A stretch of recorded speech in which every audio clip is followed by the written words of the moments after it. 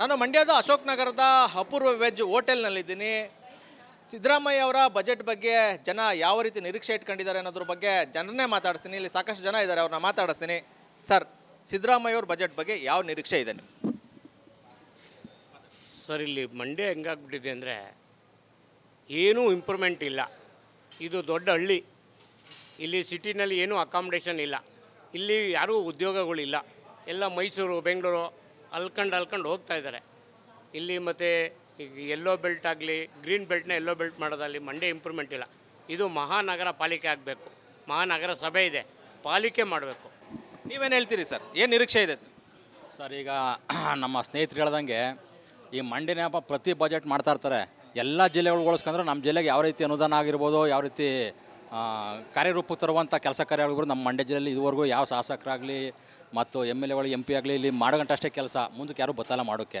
ಸಣ್ಣ ಪುಟ್ಟ ಅಭಿವೃದ್ಧಿ ಕೆಲಸಗಳು ಮಾಡ್ತಾರೆ, ದೊಡ್ಡ ಹಂತದಲ್ಲೆಲ್ಲ ನೆಲಲ್ಲಿ ನಿಲ್ಲಿಸ್ಬಿಡ್ತಾವ್ರೆ. ಈಗ ಅಲ್ಲೊಂದು ರಿಂಗ್ ರಸ್ತೆ ಮಾಡೋರೆ, ಬೈಪಾಸ್ ರಸ್ತೆ ಅಂತ ಆಗೈತೆ. ಬೈಪಾಸ್ ರಸ್ತೆ ಸುಧಾ ಕ್ಯಾನ್ಸಲೇಜ್ ಆಗಿಲ್ಲ. ಅದು ಈಗ ಏನಾಗಬೇಕು ಸರ್? ಸರ್, ಈಗ ಮಂಡ್ಯ ಅಭಿವೃದ್ಧಿಗೆ ಅಂತಂದರೆ ರಸ್ತೆ ಕಾಮಗಾರಿಗಳು, ಮತ್ತು ಈಗ ಒಂದು 2-2.5 ಕಿಲೋಮೀಟ್ರು ಮಂಡ್ಯ ಅಷ್ಟಕ್ಕೆ ಸೀಮಿತವಾಗದೆ. ಅದು ಬಿಟ್ಟು ಅಂತಂದರೆ ಎಲ್ಲ ಕೃಷಿಯೇತರ ಜಮೀನುಗಳೇ ಜಾಸ್ತಿ ಇರೋದು, ಜಮೀನಿರೋದು. ಮುಂದಕ್ಕೆ ಬೆಳವಣಿಗೆ ಆಗಬೇಕು ಅಂದರೆ ಅದನ್ನು ಒಂದು ಎಲ್ಲೋ ಬೆಲ್ಟ್ ಒಂದು ಚೇಂಜಸ್ ಆಗಿ ಬೆಳವಣಿಗೆ ಹಂತಕ್ಕೆ ತರಬೇಕು ಅನ್ನೋದು ಒಂದು ನಿರೀಕ್ಷೆ ನಮ್ಮ. ಮಂಡ್ಯ ಕೃಷಿ ಪ್ರಧಾನ ಜಿಲ್ಲೆ, ಏನು ನಿರೀಕ್ಷೆ ಮಾಡ್ತೀರಿ ಬಜೆಟ್ನಲ್ಲಿ? ಸರ್, ನಮ್ಮ ಜಮೀನು ಇರೋ ದೇಶದಿಂದ ಲೇಬರ್ಸು ಭಾರಿ ತೊಂದರೆ ಆಗದೆ. ನಾಟಿ ಆಗೋಕ್ಕೆ ಆಳುಗಳು ಸಿಕ್ಕೋದಿಲ್ಲ, ಕಳೆ ಕೀಳಕ್ಕೂ ನಾಟಿಗಳು ಸಿಕ್ಕೋದಿಲ್ಲ, ಸಿಕ್ಕೋಲ್ಲ.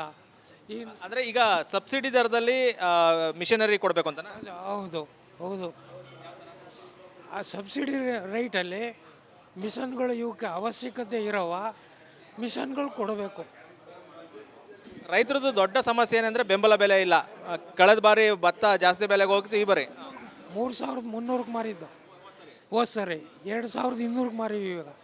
ಹಾಂ ಹಾಂ ಅಂದರೆ ಬೆಂಬಲ ಬೆಲೆ ನಿಖರವಾಗಿ ಇರಬೇಕು. ಯಾವಾಗಲೂ ಕೂಡ ಬೆಂಬಲ ಬೆಲೆಯನ್ನು ಘೋಷಣೆ ಮಾಡಬೇಕು, ಜೊತೆಗೆ ಬೆಂಬಲ ಬೆಲೆಯಲ್ಲೇ ಖರೀದಿ ಮಾಡಬೇಕು ಅಂತ ಆಗ್ರಹ ಮಾಡ್ತಾ ಇರುವಂಥ. ಸರ್, ನೀವೇನು ನಿರೀಕ್ಷೆ ಮಾಡ್ತೀರಿ ಸರ್ ಮಂಡ್ಯದ ಬಗ್ಗೆ?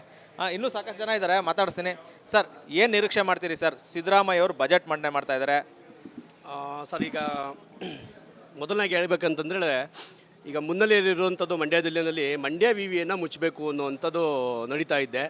ಈಗ ಏನು ಸಚಿವರುಗಳಿಗೆ ಈಗ 50% ಅವರು ಇದನ್ನು ಜಾಸ್ತಿ ಮಾಡಿದ್ದಾರೆ. ಅವರ ಏನದ ಸ್ಯಾಲ್ರಿಯೋ ಏನಂತಾರೆ ಅದಕ್ಕೆ, ಅದನ್ನು ಏನು ಜಾಸ್ತಿ ಮಾಡಿದ್ದಾರೆ ಅದನ್ನು ತಡೆ ಹಿಡಿದು ಅದೇ ದುಡ್ಡಿನಲ್ಲಿ ವಿಶ್ವವಿದ್ಯಾಲಯನ ನಡೆಸ್ಬೋದು. ಎಷ್ಟೋ ಗ್ರಾಮೀಣ ವಿದ್ಯಾರ್ಥಿಗಳಿಗೆ ತುಂಬ ಅನುಕೂಲ ಆಗುತ್ತೆ. ಎರಡನೇದಾಗಿ ಇನ್ನೂ ಒಂದು ಸ್ಪಷ್ಟವಾಗಿ ಹೇಳಬೇಕು ಅಂದರೆ, ಈಗಿನ ಮುಖ್ಯಮಂತ್ರಿ ಎಷ್ಟೇ ಅಭಿವೃದ್ಧಿ ಮುಖ್ಯಮಂತ್ರಿ ಅಂದರೂ ಕೂಡ ನೀವು ಮಂಡ್ಯದ ಪಾಲ್ಗೆ ಕರಾಳ ಮುಖ್ಯಮಂತ್ರಿನೇ ಇವಯ್ಯ. ಏನೂ ಮಂಡ್ಯಕ್ಕೆ ಅಂತ ಅಭಿವೃದ್ಧಿಯನ್ನು ಕೊಟ್ಟಿಲ್ಲ. ಹೋಗಲಿ, ಈ ಬಡ್ಜೆಟೆಲ್ಲ ಕೊಡ್ತಾರಾ ಅನ್ನೋದನ್ನ ಕಾದು ನೋಡೋಣ. ಸರ್, ಮಂಡ್ಯ ಅಂದ ತಕ್ಷಣ ತಿಳ್ಕೊಳ್ಳೋದೆ ಮೇಯ್ನು ಹಳ್ಳಿ. ಒಂದು ದೊಡ್ಡ ನಗರ ಆದರೂ ಕೂಡ ಇದೊಂದು ದೊಡ್ಡ ಹಳ್ಳಿ. ಇಲ್ಲಿ ಮೇಯ್ನ್ ಬೇಕಾಗಿರೋದೇ ರೈತರಿಗೆ ಸಂಬಂಧಪಟ್ಟಂಗೆ, ರೈತರಿಗೆ ಅನುಕೂಲ ಆಗೋ ರೀತಿಯಲ್ಲಿ ಮಾಡಬೇಕು. ಈಗ ಏನು ಉಚಿತವಾಗಿ ಗ್ಯಾರಂಟಿ ಎಲ್ಲರಿಗೂ ಕೊಡ್ತಾ ಇದ್ದೀರಿ, ಅದೇ ರೈತರಿಗೂ ಒಂದು ಉಚಿತವಾಗಿ ಕೊಡಿ. ಬಿತ್ತನೆ ಬೀಜಗಳನ್ನ ಸಕಾಲದಲ್ಲಿ ಕೊಡಿ, ಅದು ಉಚಿತವಾಗಿ ಕೊಡಿ ಬಿತ್ತನೆ ಬೀಜಗಳನ್ನ. ಅಂದರೆ ಈ ಬಜೆಟ್ನಲ್ಲಿ ರೈತರಿಗೆ ವಿಶೇಷ ಒಂದು ಸವಲತ್ತುಗಳನ್ನ ಕೊಡಬೇಕು ಸರ್. ಸುಮ್ಮನೆ ಎಲ್ಲ ಹೇಳ್ತಾ ಬರ್ತಾರೆ ಸರ್, ಕೇಂದ್ರದಲ್ಲಾಗಲಿ ಸ್ಟೇಟಲ್ಲಾಗಲಿ ಹೇಳ್ತಾ ಬರ್ತಾ ಇರ್ತಾರೆ, ನಾವು ರೈತರಿಗೆ ತುಂಬ ಮಾಡ್ತೀವಿ, ನಾವು ರೈತರಿಗೆ ಮಾಡ್ತೀವಿ ಅಂತ. ಏನೂ ಮಾಡ್ತಾ ಇಲ್ಲ.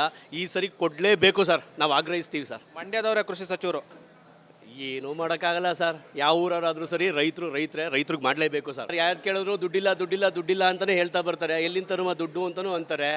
ಈ ಥರ ಜೊತೆಗೆ ಈಗ ಸಬ್ ರಿಜಿಸ್ಟ್ರ್ಗಳಿಗೆ ಹೋಗ್ತೀರಾ, ಎಲ್ಲನೂ 1:4, 1:5, 1:15 ತನಕನೂ ರೈಸ್ ಮಾಡಿಟ್ಟವ್ರೆ. ಅದೆಲ್ಲ ನೇರವಾಗಿ ಬೀಳ್ತಾ ಇರೋದೇ ರೈತರಿಗೆ ಸರ್. ಈಗ ಜಮೀನು ಮಾರ್ಕೋತಾರೋರು ಯಾರು ಸರ್, ದುಡ್ಡು ಒಳ್ಳೆ ಮಡಿಕೊಂಡಿರೋರು ಯಾರು ಮಾರ್ತಾ ಇಲ್ಲ. ಕಷ್ಟದಲ್ಲಿ ಒದ್ದಾಡ್ತಾರೋರೆ ಜಮೀನು ಮಾರ್ಕೋತಾರೋರು. ಎಲ್ಲ ಮಿಡ್ಲ್ ಕ್ಲಾಸರೇ ಸರ್. ತುಂಬ ಹೈ ಆಗಿರೋರ್ಗೂ ಏನು ತೊಂದರೆ ಆಯ್ತಲ್ಲ, ತುಂಬ ಲೋ ಆಗಿರೋರಿಗೆಲ್ಲ ಸಿದ್ದರಾಮಯ್ಯನ ಉಚಿತ ಬತ್ತದೆ, ಅವ್ರಿಗೇನೂ ತೊಂದರೆ ಆಯ್ತಲ್ಲ ಸರ್. ಏಟ್ ಬೀಳ್ತಾ ಇರೋದೇ ಮಿಡ್ಲ್ ಕ್ಲಾಸರ್ಗೆ ಅನುಕೂಲ ಆಗುವಂಥ ಬಡ್ಜೆಟ್ ಕೊಡಬೇಕು ಸರ್. ನೋಡೋಣ ಸರ್, ಕಾದು ನೋಡೋಣ ಏನು ಮಾಡ್ತಾರೆ. ಸರ್, ನೀವೇನು ನಿರೀಕ್ಷೆ ಮಾಡ್ತೀರಿ ಸರ್? ಶುಗರ್ ಫ್ಯಾಕ್ಟ್ರಿ ಇಂಪ್ರೂವ್ ಮಾಡಬೇಕು. ಶುಗರ್ ಫ್ಯಾಕ್ಟ್ರಿನ ಫಸ್ಟು ಈ ಬಜೆಟಲ್ಲಿ ಶುಗರ್ ಫ್ಯಾಕ್ಟ್ರಿ ಫುಲ್ ಇಂಪ್ರೂವ್ ಆದರೆ ರೈತರು ಇಂಪ್ರೂವ್ ಆಯ್ತಾರೆ. ಎಲ್ಲೆಲ್ಲೋ ಕಬ್ಬು ಹೊಡಿತಾರೆ, ಎಲ್ಲಿ ನಂಜನಗೂಡು ಕಬ್ಬು ಹೊಡಿತವ್ರೆ, ಎಲ್ಲಿಂದ ಕೊಪ್ಪಯಿಂದ ಹೊಡಿತವ್ರೆ. ಓಕೆನಾ? ಇಲ್ಲೇ ಮಂಡ್ಯ ಹೊಡೆದ್ರೆ ಮಂಡ್ಯ ಇಂಪ್ರೂವ್ ಆಗುತ್ತೆ. ಒಂದು ಲೋಡ್ ಹೋದರೆ ಆ ದಿನನೇ ಕಬ್ಬಿನ ಪೇಮೆಂಟ್ ಬರುತ್ತೆ. ಬೇರೆ ಕಡೆ ಹೊಡೆದ್ರೆ ಇಲ್ಲಿ ತಿಂಗಳ ಬೇಕು ಪೇಮೆಂಟ್. ಹೊಸ ಕಾರ್ಖಾನೆ ಅಂತ ಹೆಸರು ಹೇಳಿದ್ರು ಸರ್ ಕಳೆದ ಬಜೆಟಲ್ಲಿ. ಈ ಬಜೆಟಲ್ಲಿ ನಿರೀಕ್ಷೆ ಮಾಡ್ತೀರಾ ಅಂತ? ಸರ್, ಮಾಡ್ತಾ ಇದ್ದೀವಿ, ಕೊಡ್ತಾ ಇಲ್ಲ. ಆದರೆ ಪ್ರೈವೇಟಿಸಮಾರ ಮಾಡಲಿ, ಅವರಾರ ಮಾಡಲಿ, ಗೌರ್ಮೆಂಟಾರ ಮಾಡಲಿ ಮಾಡಬೇಕು ಸರ್, ಇಂಪ್ರೂವ್ ಆಗುತ್ತೆ. ಯಾವುದಾದ್ರು ಒಂದು ನಿರ್ಧಾರ ತಗೋಬೇಕು. ಪ್ರೈವೇಟಿಸಮಾರ ಮಾಡಲಿ ಸರ್, ತೊಂದರೆ ಇಲ್ಲ ಸರ್. ಯಾಕಂದರೆ ಹೊರಗಡೆಯಿಂದ ಬಂದರೆ ಜನ ಮಾಡ್ತಾರೆ. ಯಾಕೆ ಈಗ ಪಾಂಡವಪುರದ ಇಂಪ್ರೂವ್ ಮಾಡಿಲ್ವಾ ಸರ್? ಆ ಥರ ಮಾಡ್ತಾರೆ ಸರ್. ರಿಜಿಸ್ಟ್ರೇಷನ್ ಖರ್ಚು, ಏನೋ ಒಂದು ಸೈಟ್ ತಗೋಬೇಕು, ಏನೋ ಒಂದು ಜಮೀನು ರಿಜಿಸ್ಟ್ರ್ ಮಾಡಿಸ್ಕೋಬೇಕು, ಮಾರಾಟ ಇಷ್ಟೇ ಮಾಡೋದವರು. ಇನ್ನೇನು ಕೋಟಿಗಟ್ಟಲೆ ಏನು ಮಾಡ್ಕೊಳ್ಳೋ ಆಸ್ತಿ ಯಾರು ಮಾಡ್ಕೊಳ್ಳಲ್ಲ. ಆ ರಿಜಿಸ್ಟ್ರೇಷನ್ ಖರ್ಚಿಗೆ ಜಮೀನು ತಗೊಳ್ಳೋ ಆಗಲ್ಲ. 50,000 ಇದ್ದು ರಿಜಿಸ್ಟ್ರೇಷನ್ 2 ಲಕ್ಷ 3 ಲಕ್ಷ ಆಯ್ತೈತೆ. ಎಲ್ಲಿಂದ ಹೋಯ್ತಾರೆ? ಕಡಿಮೆ ಮಾಡ್ಬೇಕು ಸರ್. ಸರ್ ಒಬ್ಬ ಮಿಡ್ಲ್ ಕ್ಲಾಸ್ ಜನಕ್ಕೆ, ಒಬ್ಬ ಸಾಮಾನ್ಯ ಶಿಕ್ಷಕನಿಗೆ ಈ ಸೈಟ್ ಅನ್ನೋದು ಸರ್ ಗಗನ ಕುಸುಮ ಆಗ್ಬಿಟ್ಟಿದೆ ಸರ್. ಇಲ್ಲ ಕೂಡಿಟ್ಟಿರೋ ದುಡ್ಡಲ್ಲಿ ಒಂದು ಸೈಟ್ ತಗೋಕೆ ಹೋಗುವ ಅಂದರೆ ರಿಜಿಸ್ಟ್ರ್ ದುಡ್ಡು ಕೊಡೋಕ್ಕೆ ಆಗಲ್ಲ. ಹೌದು ಸರ್. ಈಗ ಇವರು ಏನೇನೋ ಗ್ಯಾರಂಟಿ ಕೊಟ್ಕೊಂಡು ಏನೇನೋ ಮಾಡೋಕ್ಕೆ ಸಲುವಾಗಿ ಸರ್ ನಮ್ಮ ಮಿಡ್ಲ್ ಕ್ಲಾಸ್ ಅವ್ರ ಕಿತ್ಕೊಂಡು ಕೊಡಿ ಅಂತೇನು ಇವ್ರು ಸರ್ಕಾರದವ್ರಿಗೆ ಹೇಳಿರಲಿಲ್ಲ ಸರ್. ಇವ್ರ ತವಿತ್ತ ಇವ್ರು ಕೊಡಲಿ ಸರ್. ಸರ್ ಇದನ್ನೆಲ್ಲ ಕಡಿಮೆ ಮಾಡಲೇಬೇಕು ಸರ್.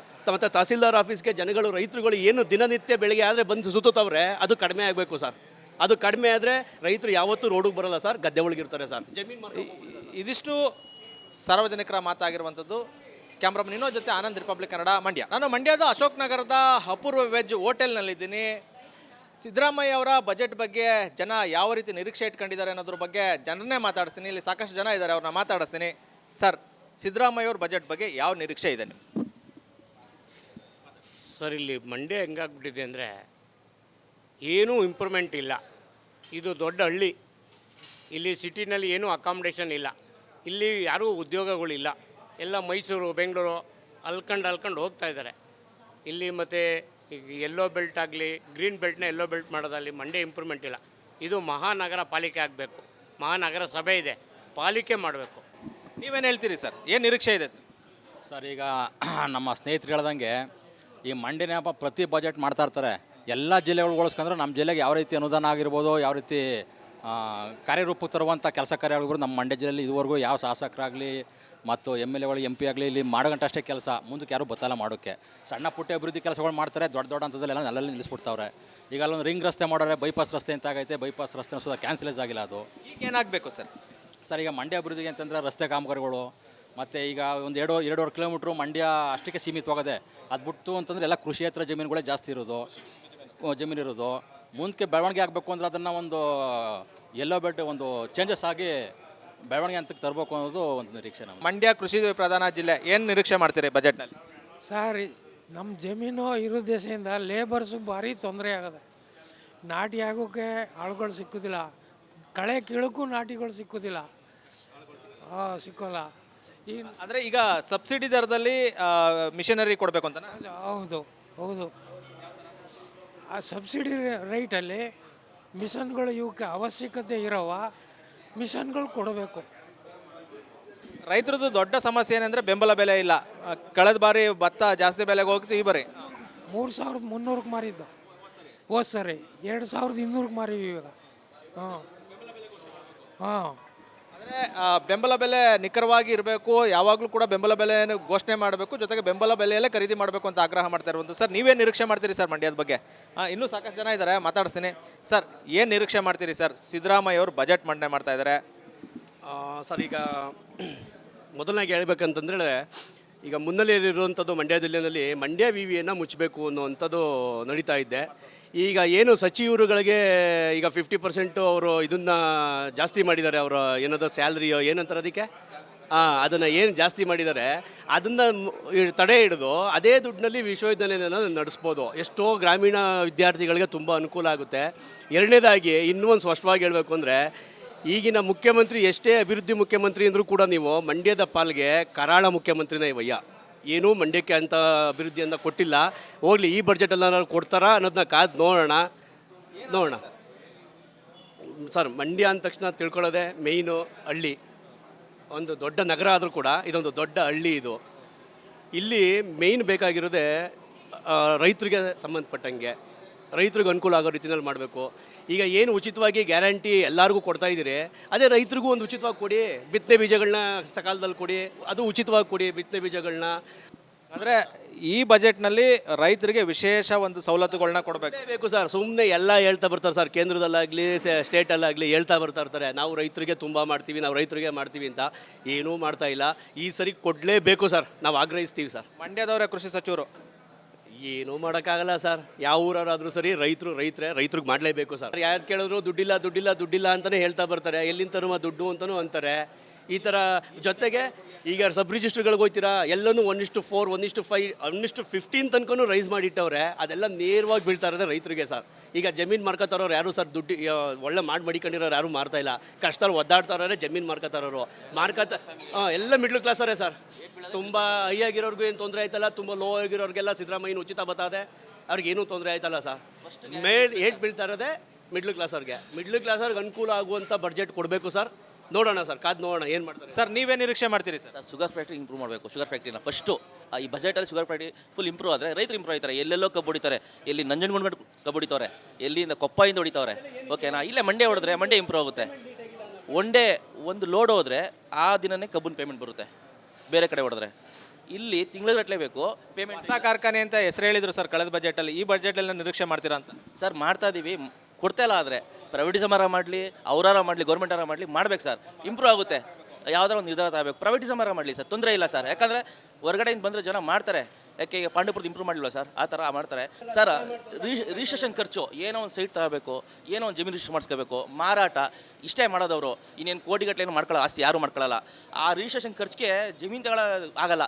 50,000 ಇದ್ದು ರಿಜಿಸ್ಟ್ರೇಷನ್ 2 ಲಕ್ಷ 3 ಲಕ್ಷ ಆಯ್ತೈತೆ. ಎಲ್ಲಿಂದ ಹೋಯ್ತಾರೆ? ಕಡಿಮೆ ಮಾಡ್ಬೇಕು ಸರ್.